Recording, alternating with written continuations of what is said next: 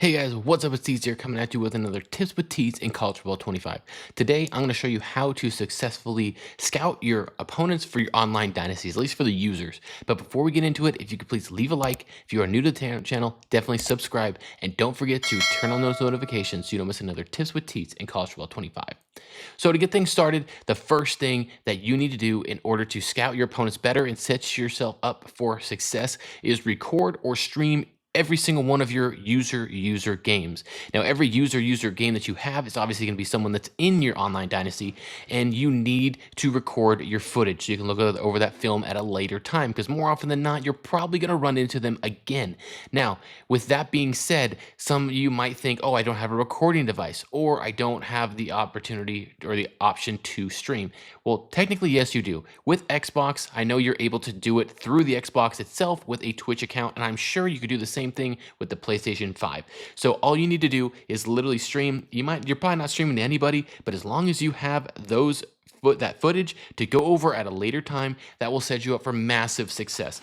The amount of times that I have played this game, and I think I've streamed every single game in any of my online dynasties. And the main reason, not for people to watch them, I probably maybe get like 150, 200 views maximum, and that's like a really random, view count, like high view count for me, because it's usually pretty low. It's mainly for me to go over later if I run into playing the same user again.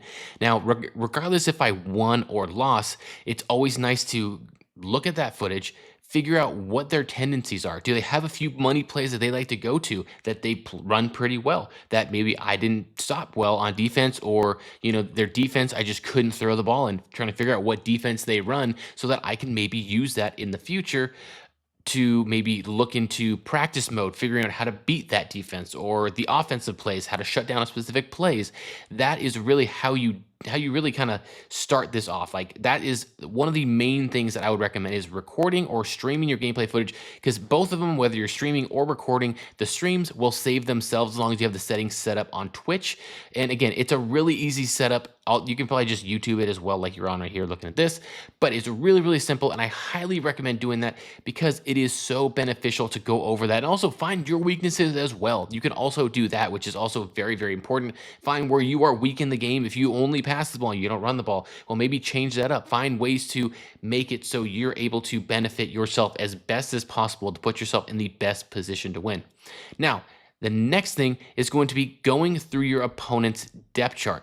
As you just saw, I just beat Georgia. It was honestly insane.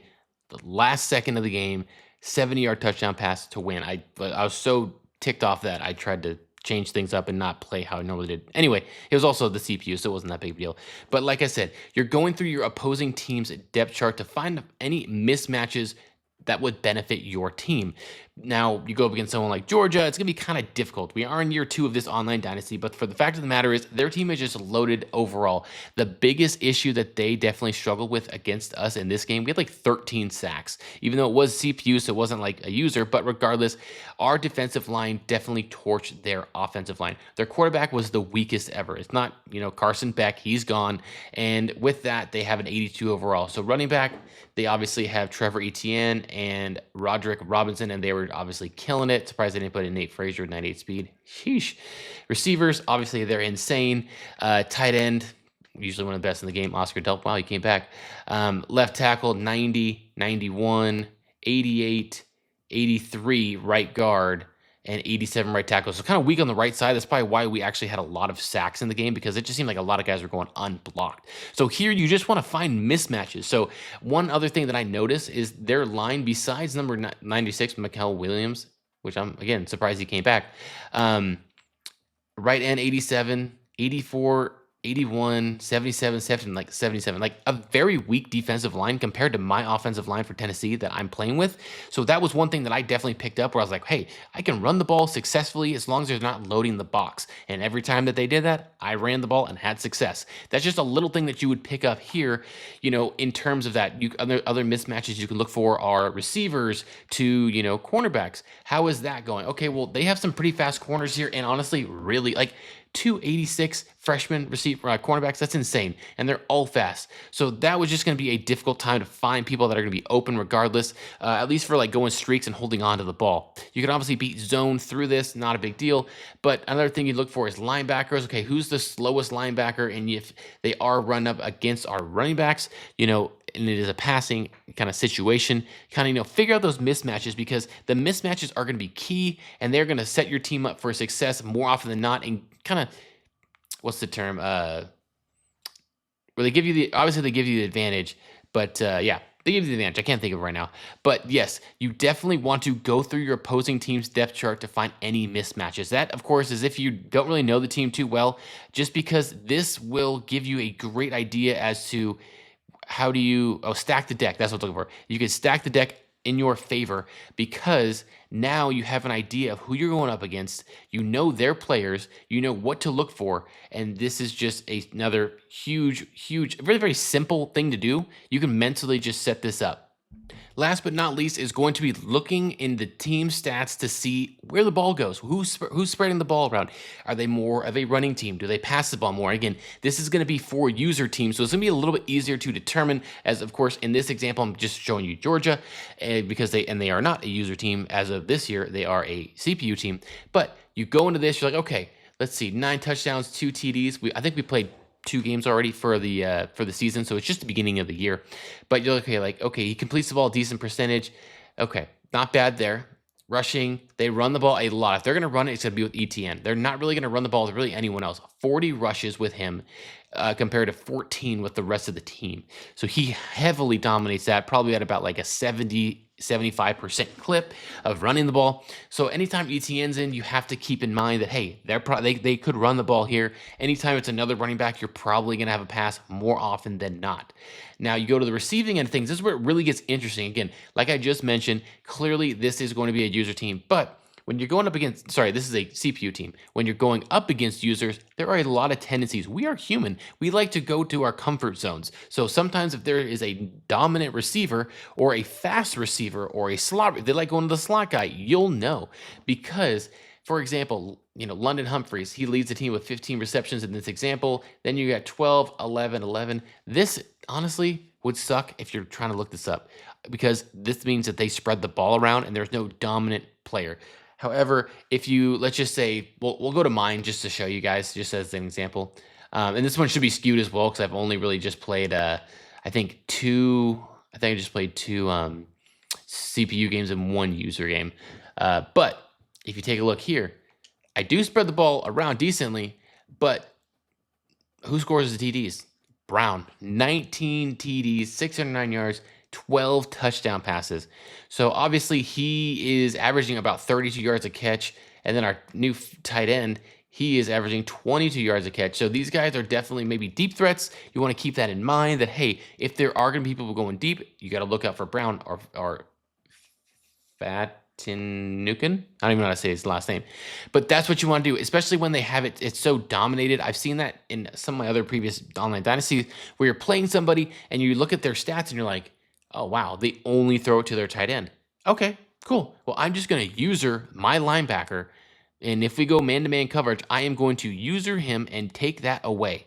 Just bait him to throw it to him, because some people just stare down on one receiver and they wait for him to get open, and if he doesn't get open, they get sacked. And there's a huge advantage to you that, one, you're there, and when they see a user going to them, if you're a decent user, that could really intimidate them and make them hold the ball, maybe throw it to another receiver on accident when they're not meaning to, and set you up for success in this game.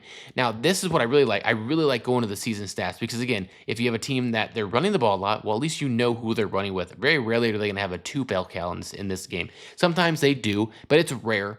And most often than not, you're going to have 1 or 2 main receivers or people that they're throwing the ball to that you can take advantage and kind of lock down one of them to make it more difficult for them to throw to another player that you might have, blanketed better. But that is pretty much going to do it on defense. There's not really too much. I mean, I guess you can check and see the stats, and see who picks up the most sacks. But at the end of the day, the blocking is so random in this game, in my opinion.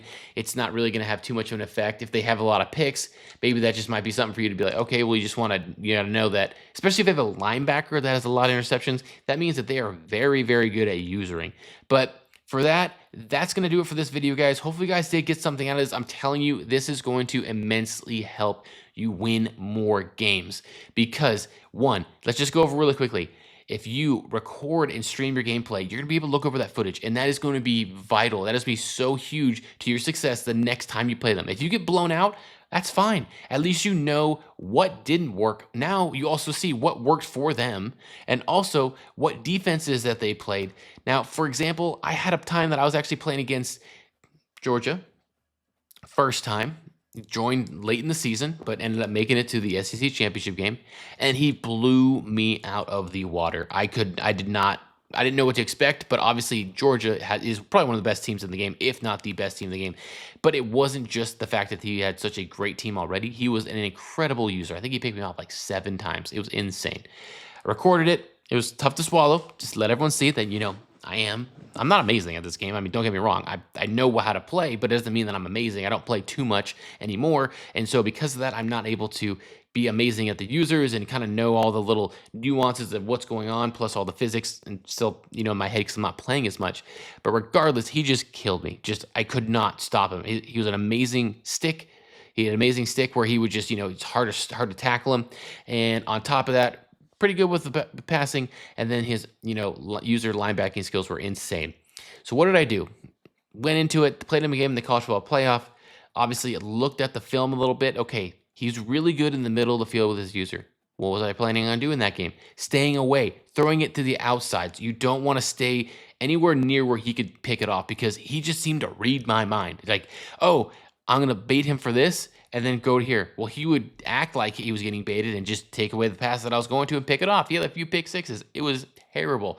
So I strictly stayed outside of that because I did not want him to intercept my passes. On top of that, I saw that I was running the ball very, very successfully against him. So I was like, you know what? I abandoned the run way too early. I started passing the ball and just did not have any faith in that, even though at the time my offensive line wasn't as good as his defensive line. So I ran the ball a little bit more, had a lot more success in the second game. And then on top of that, I really used I kind of tried to figure out what plays he was running, what he did very, very well. There are a few plays that he ran consistently. Not all the time. He didn't just use like cheesy plays or anything like that. But there was one play that was very, very difficult. I actually made a video about it. Definitely want to check that out. I'm sure you can find it. And I was able to stop it. And I ended up winning on a last-second field goal to win the game. And I could not believe it because I literally was down 31-14 going into the second half. And, I came into the game thinking, you know what, I'm probably going to get blown out of the water. I did obviously do my due diligence to kind of see where he'd like to spread the ball around to also try to see, watch the game film to see where I struggled, where he did really good at, what I could avoid. I did throw a few pick sixes to start the game, which didn't help either. But again, I was down 31-14, and then come roaring back, holding in the 7 points in the second half. I also changed up my defense a little bit from just regular, tackling to stripping the ball. I had a lot of turnovers, which was huge. First time that it actually worked, I was like, screw it, I'm going to go for it. But then at the same time, I really didn't expect to win. So because of that, I don't know if that was just a mental thing on my point, but I was like, hey, you know what? Just play your game. There's nothing to worry about here. This guy is clearly a better user than you, and I will be the first one to admit that. But I just kind of played it with not much stress or anxiety going into it, at least the second half. Like, hey, if you win, you win. If you're not, it's not really going to work, but just don't give up. Just don't lay down and let him just roll over you. So I didn't, and obviously I won 41-38, and it was an insane game. You can definitely check out the stream. It was the SEC, not SEC championship game. You can watch that one if you want. I got obliterated in that one. But the one I'm talking about is in the college football playoff. I think it was the Orange Bowl. I could be wrong. But man, was that a classic. That was a fun game, obviously, because I ended up pulling off. I got a pick late, which I did not expect. Held onto the ball and ended up winning 41-38, which technically meant that if I was at 14 points in the first half, no, 21. Was it 21 in the first half? It might have been 21 in the first half. I was down 31-14 at one time, but then I got it to 31-21. I think it was at halftime, so I was probably wrong about that earlier, which means that I outscored him 20-7 in the second half. And boy, that was an amazing game. That was so much fun. But again, guys, that's gonna do it for this. If you guys made it this far, if you guys got something out of this, please leave a like. If you guys are new to the channel, definitely want to subscribe. And don't forget to turn on those notifications so you don't miss another tips with Tees in College Football 25. But that's it for me. I'm out. Thanks for watching. Peace.